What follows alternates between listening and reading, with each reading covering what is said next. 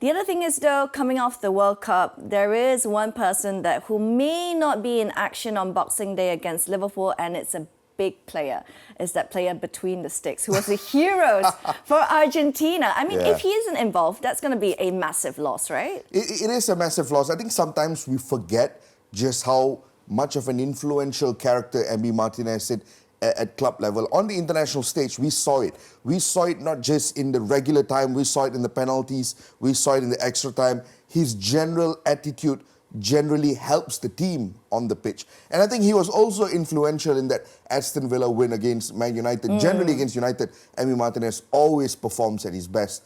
He's going to be a loss because obviously when you take a look at Emiliano Martinez's numbers in the Premier League this year as well. His statistics has been incredibly impressive.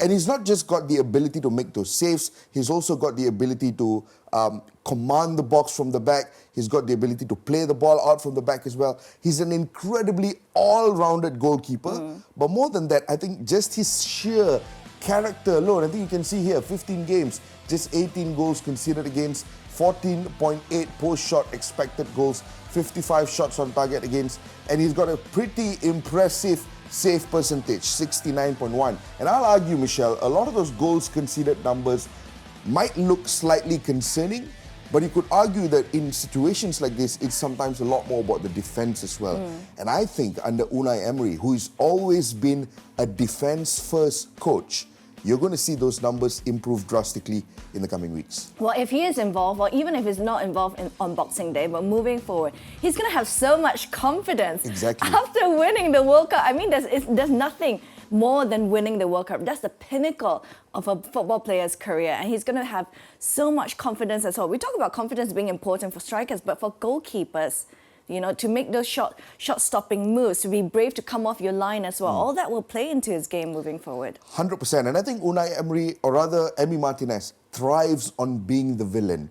You saw in the games at the World Cup, whenever he was painted as a villain character, he really thrived on that identity. I thought you were going to talk about his theatrics or antics after winning. I was about to as mention a that. Because even when you take his theatrics after winning into consideration, what he did with the Golden Glove Award, the things that he's been doing in the open-top bus parades with Argentina. Pictures, exactly.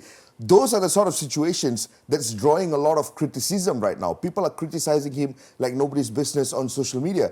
But I think unlike most players out there, Emiliano Martinez thrives on this criticism. He loves the fact that he's a villain. He spent so many years on the sidelines, Michelle.